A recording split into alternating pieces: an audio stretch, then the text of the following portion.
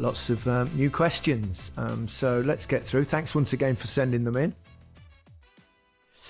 Dan Proctor, which ground do you think has the most intimidating tunnel walk? Anfield, without doubt.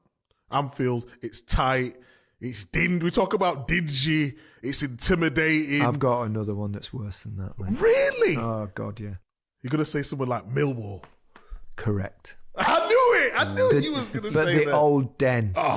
Oh, my goodness. They had that kind of wire mesh, and it was really, really narrow. And the fans were just behind this mesh, and they were like shaking it and spitting at you as you walked down. It was honestly, you just thought, oh, crikey, it was terrifying.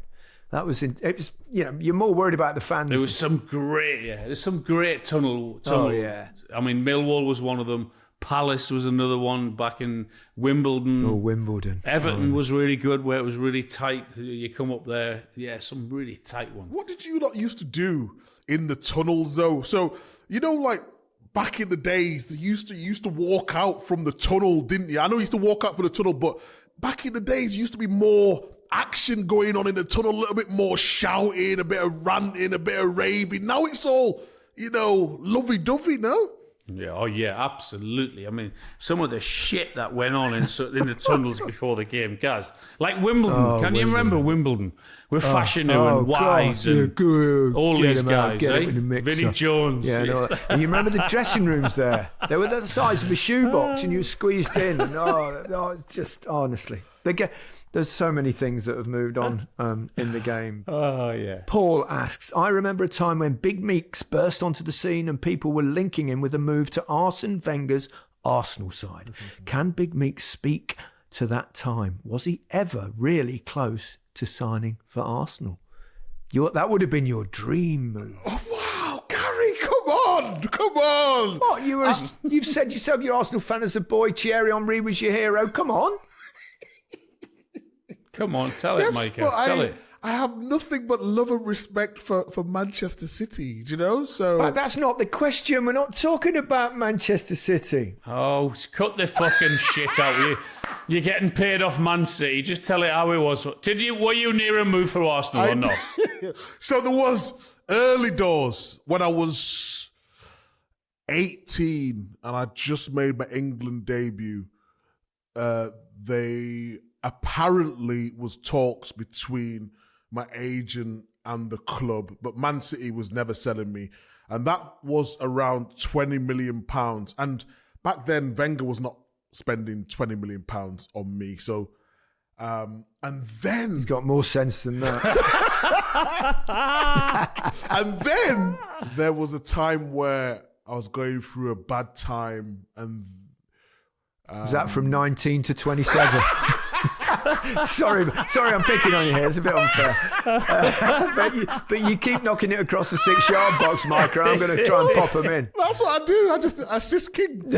And my value dropped to around 5 million. I was linked with Wigan and Bolton.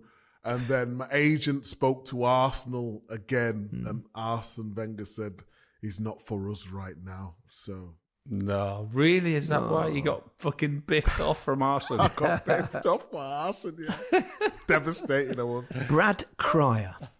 He asks, can you provide a bit more insight into what happens when a player gets what seems like an unexpected transfer? For example, Scott McTominay. How does a move materialise so quickly, and who takes care of all the other moving parts like renting, selling Scott's house, finding somewhere to live in Italy, etc.? Well, you did that not long ago. You went to Italy, Micah. Very good question. I think, I went on transfer deadline day, so I didn't really have time to think about if I was going to rent out my house and all that sort of thing. So I went over there, deadline day, did the medical.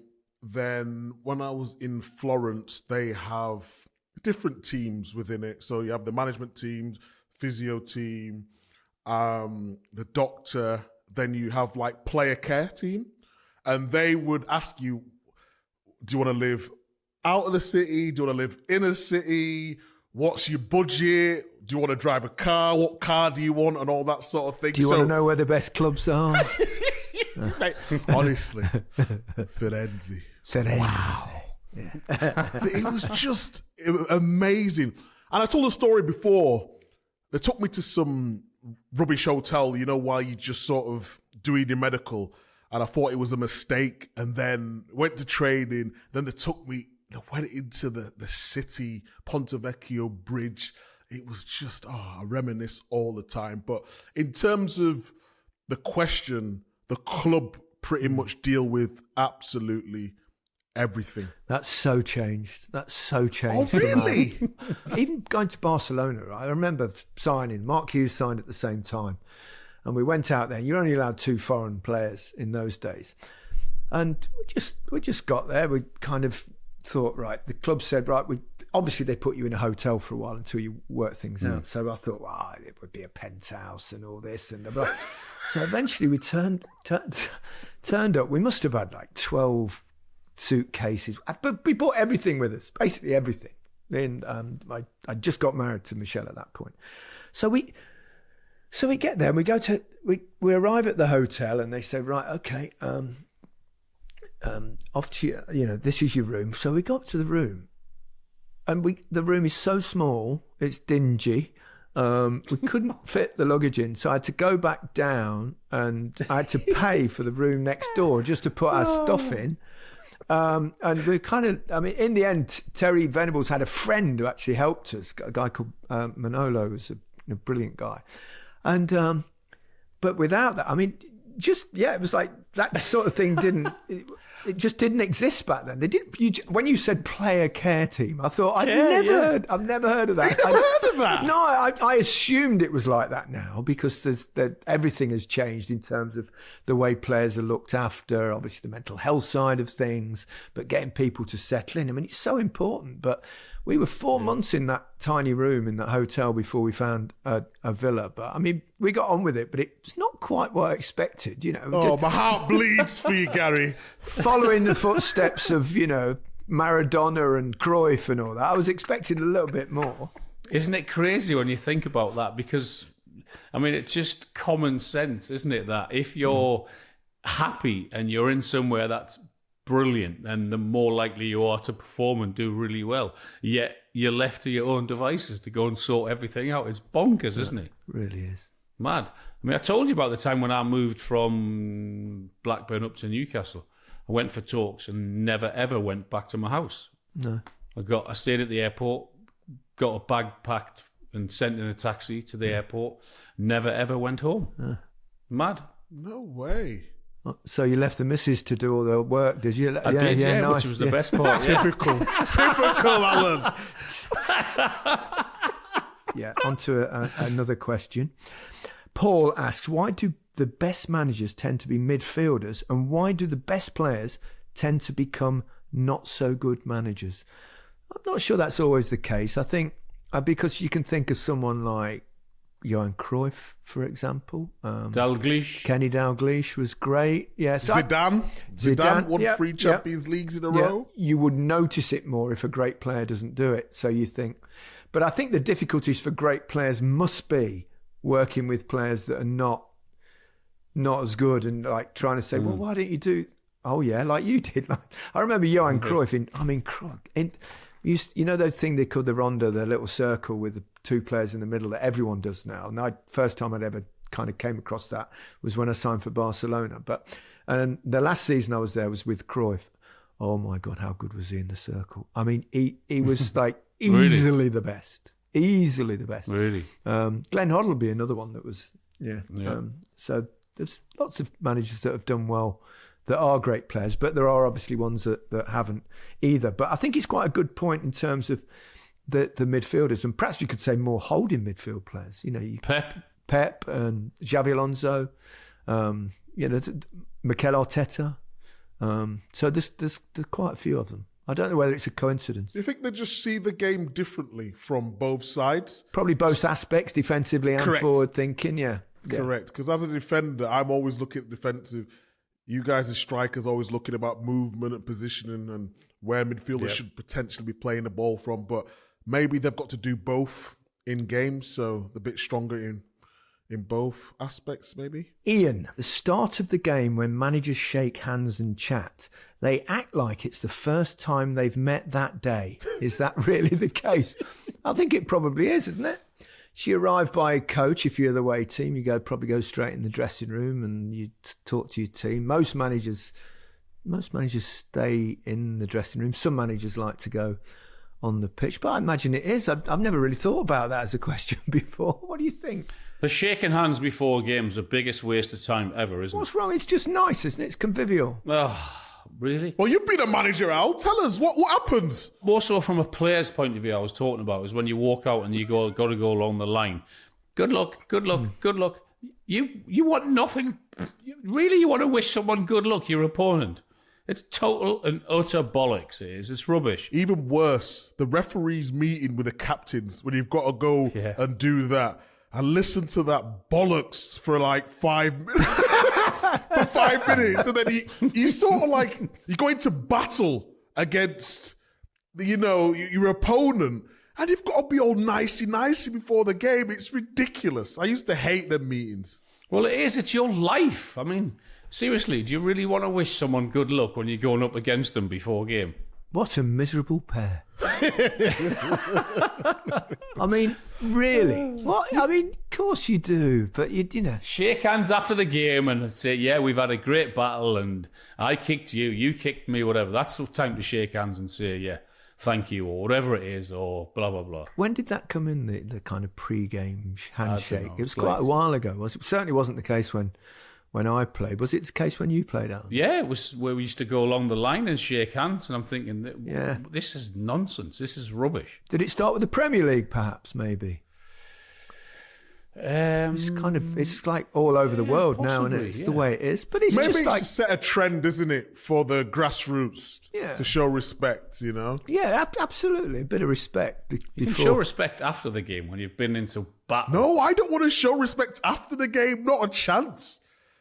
You just been jumped 6-0 off Liverpool. You want to go home and shake your hand? Not a chance. Yeah, but that's a little bit of respect. Before the game is nonsensical. It's like, you can't wish someone good luck who you're going up against, can you? You want to go and kick them and smash them and do whatever. It's like, you can't wish them good luck. So violent, you lot. So violent. But I think in answering his question, I think it probably is the first time they meet on that particular day. Yeah, for the manager possibly. I always think it seems a bit awkward at the end. Even in the game I was watching with Manchester United and Tottenham, at the end of the game, the two managers shake hands, don't they? And I think Ange went and said something to Eric. I mean, what do you say under those circumstances? Stick with it, mate. You'll be all right. You'll get. I mean, it must be kind of feel like patronising. It's probably, as a losing manager, the last thing in the world you want to do. And even for the winning manager, it must feel like, oh God, I feel bad for him in a certain way. I don't know.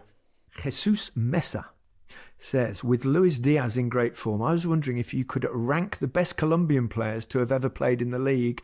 And for Gary, what are your memories of the 1988 friendly against that Colombia team at Wembley? I remember scoring. I scored it. It was 1-1 that game. And can you remember the keeper did like the spider kick? What was his name, the goalkeeper? Higuita. Higuita, I think it was. Was it I think it was Higuita. I think Higuita? it might have been. And he did that thing where somebody, there's a ball it's lobbed into the box. It was a shot from distance, and he kind of did this thing, and behind his head, you find it on YouTube if you have a look for it. It's unbelievable. If a goalkeeper did that now, I mean, it was a friendly, but he was renowned for being quite something. Tino Asprilla. Asprilla, of course, yeah. Asprilla. Yeah. Lunatic, but a great player. Yeah, there's been a few. Fantastic. Falcao, remember? Yeah. Juan Pablo Angel. Angel, yes, Villa. Speaking of Villa, John Duran, he's Colombian, isn't he? I mean, he's going really well. So they have featured Jefferson Lerma. Mm-hmm. I think it's Colombian as well. I think it is. I've got a little list of players written down here. Cuadrado. Yerry Mina, Everton, Barcelona. Yeah, so we've got a few. Radamel Falcao. What a player he was. No, he got bad injuries, Before didn't he got injured, he was outstanding. He really was. Amy Junius How are set pieces determined on the day of the game? Who decides which ones to play and when? Ooh. It's normally done in training in the week, isn't it? Friday normally set pieces, and you decide the different ones. And you'll see. A friend of mine actually said to me, "Why does everyone taking a corner have his hand in the air?" And I said, "Well, it's a signal of which corner they're about to do." So you've probably got 3 or 4 different ones, haven't you? That and you'll start off with one, and then the sign will be which one you want to do. If it's proved successful or whatever it is, then that would be right, wouldn't it, Micah? Yes. So 1's normally front post, isn't it? 2's normally second post. So that they're the basic ones, and then. But if you're Arsenal, you've got 3, 4, 5, 6, 7, 8, 9, 10. That's another things that changed, though, isn't it? Now we've got set piece coaches and all this and all these kind of things. Player care teams, all sorts. All sorts. You sound jealous. Let it go, Gaz. I am jealous. Cool. I'd love to play in this era. Would you? What, defenders trying to play out from the... Can you imagine how many more goals you'd score? Woof. Woo-hoo. Defenders that can't play either, by the way. That's the most important thing. Was it offside in your day, Gaz? I'm not even bad. Fuck off. But I tell you, level was offside back then when I played. They changed that rule, right? This is my luck. They changed that rule of level being onside, and then they changed the rule that you couldn't pass back to the goalkeeper. I mean, just at the end of my career, just as I finished, I thought, oh, cheers. Thanks. The amount of times teams would just give it to the goalkeeper, just pick it up. You had to run to him, and then, oh God. I know. There have been some good rule changes, I have to say.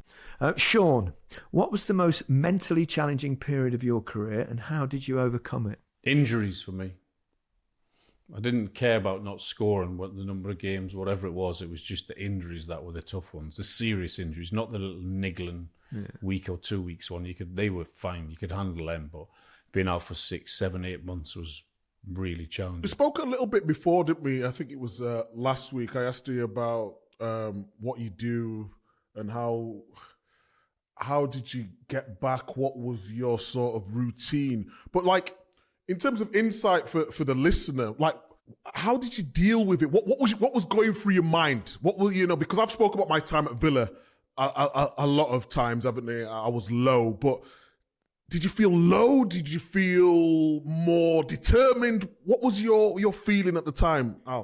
Felt all of those things. Low, felt desperate, felt as if my whole world was crashing in. Because all I'd known was football from the age of 15. I left home at 15. I got paid £27.50 a week to go and play football, and then it went up and up and up. But then when someone tells you you're out and you're going to be out for 6, 7, 8 months, it's like, oh, what? Seriously? First time wasn't so bad because I thought, okay, I'm pretty young, I'll get over it, and I did. But then the next time after that, and then the time after that, it's like, oh my, what have I done to deserve this? It's horrific because you just love the game so much, just being taken away from you. And you're walking around on crutches, which is frustrating. Oh, it's horrific. It is. But you keep on working, and then all of a sudden you get a little chink of light, and then you get the balls out, and then you get back on the grass, and it's like, oh, then you're nearly there. But then the other worries start, is, am I going to be as good as I was? Are the goals going to keep coming back? Am I going to be as quick as I was? So it's so stressful and mentally draining. I was really lucky, actually. I never had any long-term injuries at all until incredibly lucky. No, until I got to Japan at the very end of my career. But I think the longest I was out for injury was 2 weeks. Really? Yeah, really mad. Wow. Really lucky. Well, I didn't tackle anyone, so. But yeah, I got really. Yeah. I think the probably toughest time for me would have been when George was ill. With leukemia when he was just 2 months old. That was a brutal period for different reasons. But that was hard. But yeah, there are ups and downs in life and football. Can I ask you a question, Gaz, as well? Working for the BBC for what, 30 years? Is that? Yeah, nearly 30 years, God. And having that scrutiny, so analogy would be like playing for a Man United. Constantly people always got something to say, whether it good, bad, indifferent. How have you dealt with being probably the most recognised person in sport in the UK? Well, I put Beckham ahead. That's for sure. Oh, well, Beckham, in terms of... yeah, I know. On the BBC. On the correct. No, yeah. on the BBC. Yeah.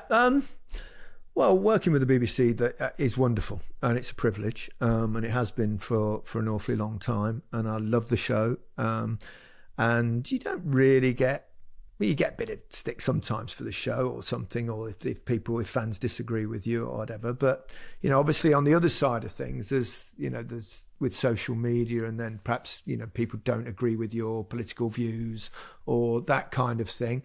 But I've never really had, it's never really bothered me, that side of things. I'll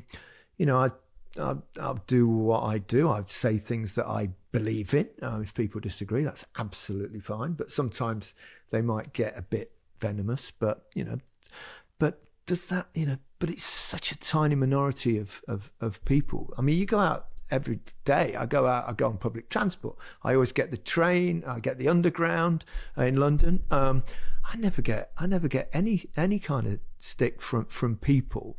Obviously, there are certain newspapers that have got agendas, and they're one or two of the kind of, say, right-wing press are kind of very anti me for some, I don't know, some inexplicable reasons.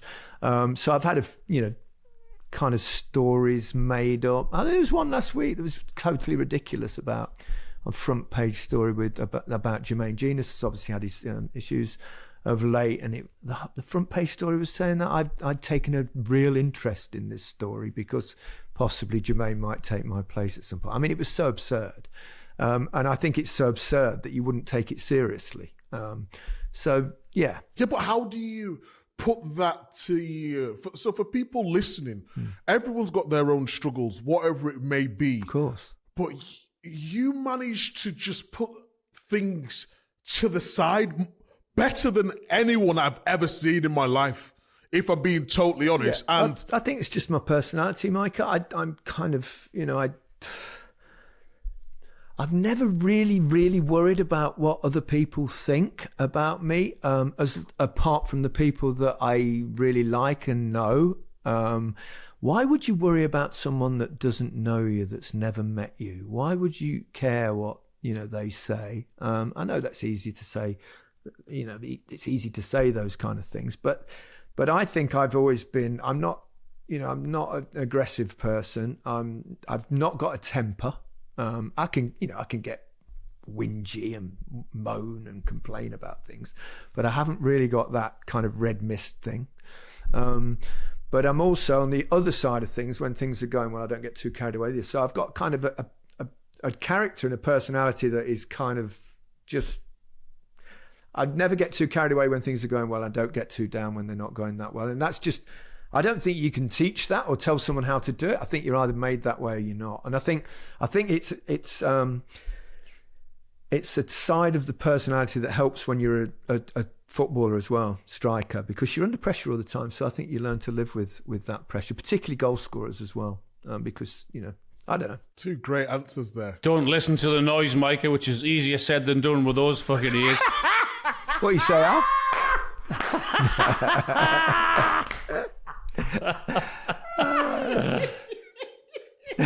I've got these extra large headphones on, Al, today. Super large. It just come off a really serious, insightful. Sorry, I have to bring it back down. Well done, Al. Well done.